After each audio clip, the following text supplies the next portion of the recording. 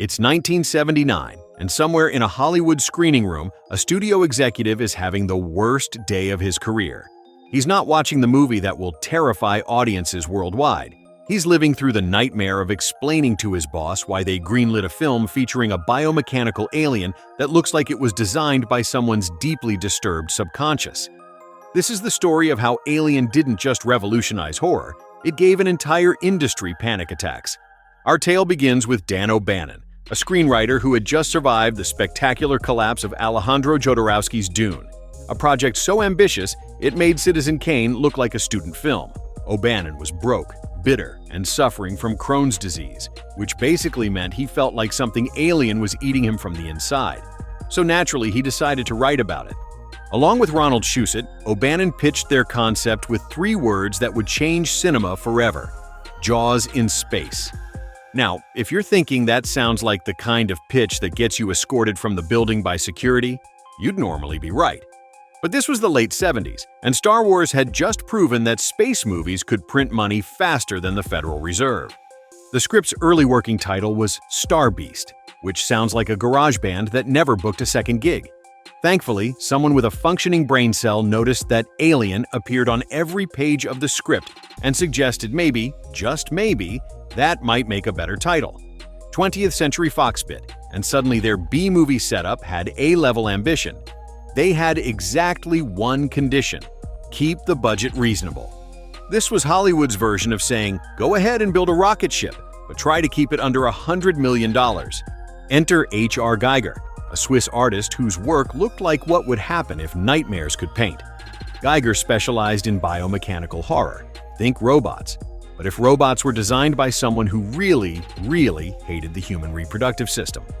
Director Ridley Scott discovered Giger's work and thought, this is exactly what our alien should look like. Giger's inspiration came from his painting Necronom 4, which featured a creature that was part machine, part organism, and entirely the stuff of therapy sessions. When executives saw it, their reaction was roughly equivalent to parents finding their teenager's browser history: horror, confusion, and the desperate hope that somehow this was all just a phase. But here's the thing about Giger's design. It was brilliant. The alien wasn't just scary because it was big and had teeth, though it certainly had those. It was scary because it represented everything humans fear about reproduction, technology, and death, all wrapped up in one particularly unfriendly package. Now comes the legendary chestburster scene, the moment that would define body horror for generations and give studio executives stress ulcers that lasted well into the 80s. Ridley Scott's plan was simple: shock the cast to get genuine reactions. He told the actors that something dramatic would happen during the dinner scene, but he didn't mention that dramatic meant John Hurt's torso would explode like a particularly gory piñata. The studio wanted to cut the scene.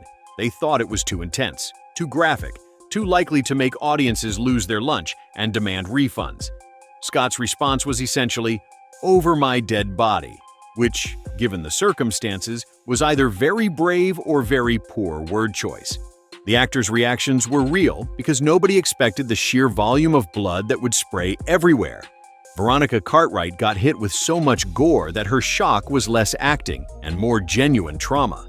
Meanwhile, the studio had another problem: their leading lady. Sigourney Weaver was a theater actor, not a movie star. She was tall, she was smart, and she had exactly 0 experience fighting aliens.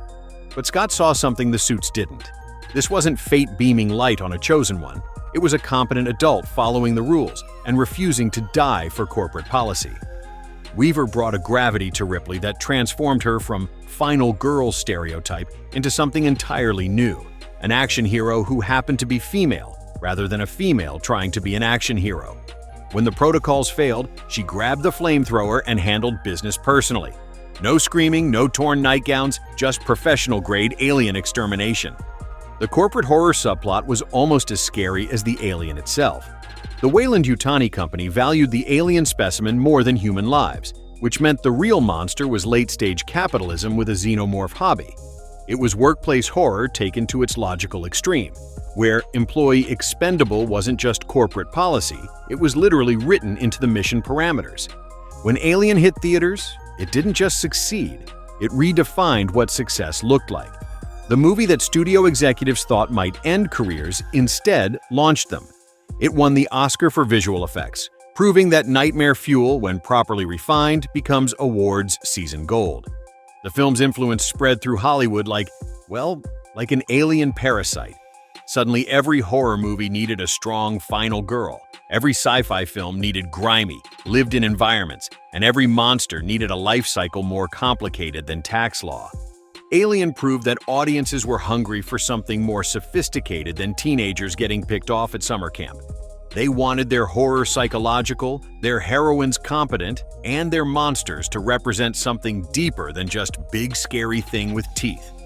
The movie's tagline, "In space, no one can hear you scream," became cultural shorthand for isolation and terror. It was created by Barbara Gibbs, who probably had no idea she was writing what would become one of cinema's most quoted lines. Ridley Scott didn't just make a horror movie, he performed an experiment on an entire industry. The hypothesis was simple. What happens when you take artistic risks seriously? The conclusion was even simpler. You make movie history. Thanks for watching. And here's a question for you. What's your pick for Best Alien Movie?